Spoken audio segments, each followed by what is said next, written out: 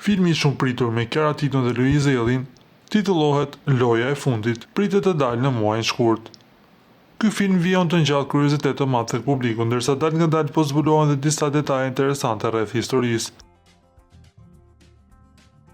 Është zbuluar tani më se personazhet që interpretojnë dy protagonistët kryesorë në film quhen Louise Belli dhe Chiara Pipo, një detaj që ka tërhequr menjëherë vëmendjen për shkak të ngjashmërive të dukshme me emrat dhe identitetin publik të tyre.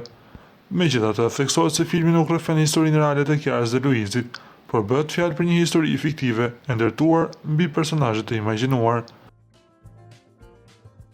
Ajo që e bën filmin të ndihet kaq autentik është ngjashmëria emocionale dhe kimia mes dy protagonistëve, element që japin rrëfimit një ndjesi shumë personale dhe reale për publikun. Përveç dy roleve kryesore në kastin e aktorëve të zbuluar deri më tani bën pjesë edhe Akil Varfi, Eglein Lakrori, Besnik Çinari, Drande Xhaj dhe Xhani Ciko, duke premtuar një ansambël të pasur interpretimesh. Filmi vjen nga producentja dhe skenaristja Claudio Brahimaj, me regji të Bjordi Mezini, e njëjta dy shkrijuese që shumë më herët ka sjellë për publikun prodhime shumë të dashura.